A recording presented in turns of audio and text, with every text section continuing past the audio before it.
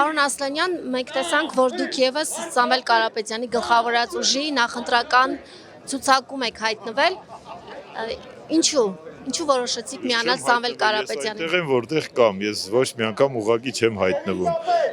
Կարծում եմ, որ դա հենց իմ տեղն է եւ այդտեղ ճիշտ հայտնվել եմ ուղղակի։ Ինչու որոշեցիք միանալ Սամվել Կարապետյանին։ Ձեզ գիտեն որպես Մամիկոն Ասլանյան, որը Վանաձորի համայնքապետն է եղել, քվեներով ստացել է։ Մանավանդ որ գիտեն, որ Վանաձորի համայնքապետ Մամիկոն Ասլանյան, բա եթե հենց Վանաձորից գանք, ապա Կարապետյանները համ իմ համերկրացիներն են, համ իմ առաջ, իմ մարզի առաջ մեծ գործեր արած մարդիկ են իմ քաղաքի եւ նաեւ հաշվի առնելով այսօրվա մեր երկրի այս վիճակը ես չէի կարող բնականաբար անմասն մնալ այս process-ներից եւ հենց Սամվել Կարապետյանի գլխավորած ուժին հավատալով, Սամվել Կարապետյան անձին, Սամվել Կարապետյան երևույթին հավատալով էր, որ միացել եմ Սամվել Կարապետյանի գլխավորած դաշինքին ուժին ու հավատ ունեմ ու մեծ հույս ունեմ, որ մենք հաջողելու ենք։ Տեսեք, պարոն Ասլանյան, ժողովուրդը հավաքված է աջակցություն Սամվել Կարապետյանի, բայց տեսնում ենք, որ ոստիկանությունը անգործ չի մնում, մարդկանց են բերման ենթարկում։ Եթե այսպես շարունակվի, ինչպես նաև հաշվի առնելով Նիկոլ Փաշինյանի այն խոսույթը, որ բոմժ եմ սարքելու, Սամվել Կարապետյանին բոմժ եմ սարքելու, աղքատանալու է եւ այլն։ Ինչպիսի պատկեր եք դուք տեսնում միջև ընտրությունները։ Ուրեմն նախ սկսեմ վերջից, նախ Սամվել Կարապետյանը պատահական մարդ չի, իրան ոչ մեկը պաշտոնի չի նշանակել, որ ինքը հարստանա, հիմա էլ պաշտոնից հանեն ինքը դառնա ոչ հարուստ։ Հետեւաբար Սամվել Կարապետյանի ապրածով մարդը մի անգամ գոնե պիտի փորձի անցնել, նրա ճանապարհով անցնել, որ հասկանա, որ Սամվել Կարապետյանի նման մարդիկ պատահական ոչ հաջողությունների են հասնում, ոչ էլ նույն պատահականությամբ կարող են անհաջողության։ Այդ մեկ։ Երկրորդը ինչ հարցեր մյուսը։ Ոստիկանությունը, գիտեք, ես ոստիկանությանը ամեն դեպքում մեծ առումով չեմ մեղադրում, դա Հայաստանի Հանրապետության ոստիկանությունն է, այդ ոստիկանությունը վաղնել է աշխատելու, այդ ոստիկանությունը վաղնել է որոշակի սխալներ թույլ տալու, ուղղակի ես ոստիկանությանը ընդհանրապես իրավապահ համակարգին նաև որպես իրավաբան կոչ, հորդոր, խորհուրդ կտայի, որ կուրորեն երբևէ որևէ անգամ չտրվել որևէ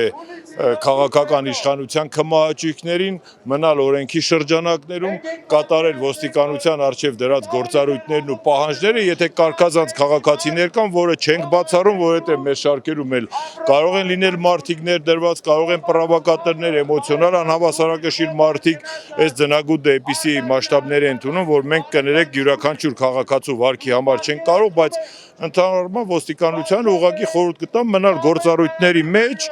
եւ կուրորեն եւ ուղղակի դուրս չգալ ոստիկանության առաքելությունից, օրենքով նախատեսված լիազորություններից եւ երբեք չկատարել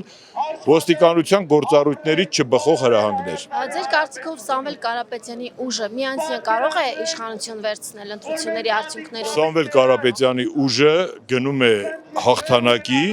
այդ հաղթանակի մասշտաբները այսօր մենք չենք կարող որոշել, դա կորոշի Հայաստանի Հանրապետության ընտրողը հունիսի 7-ի 8-ի առավոտյան։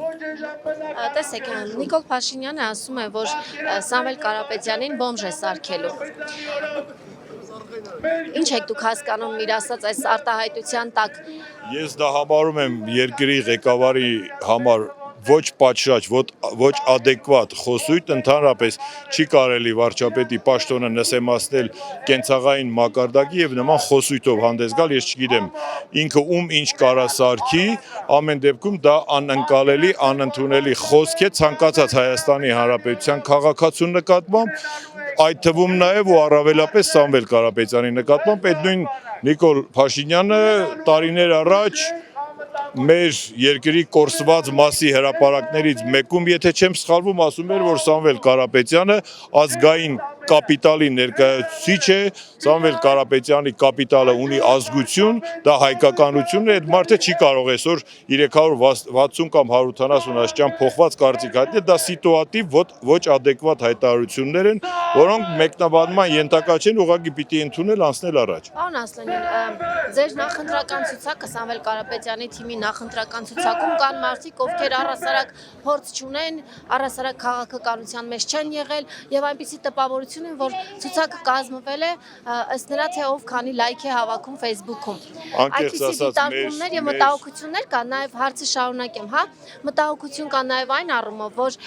Սամվել Կարապետյանի թիմը ընդդիմադիր ձայներն է հավաքում եւ եթե այդ ձայները հավաքի խորհրդարանում հայտնվելու են մարդիկ, ովքեր առհասարակ կառավարման փորձ չունեն եւ չեն կարող դիմագրավել Նիկոլ Փաշինյանին։ Եթե մենք մեր երկրի նախորդ 34-35 տարվա գոյությունից եւ նրա պտուղներից հասարակության մեծ մասը գոհ լիներ, ձեր ասածը ես կընդունեի որպես ռեալ իրողություն, բայց եթե հաշվի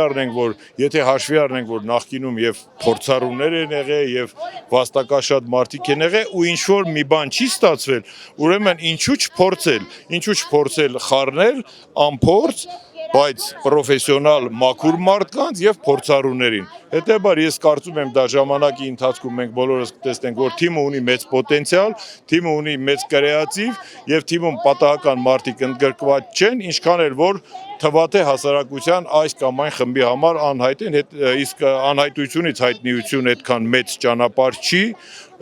կարծում եմ ժամանակը ամեն ինչ կդնի իր տեղը եւ բոլորի այդ մտադրությունները հոդս կցնդեն, թիմը լավ թիմ է։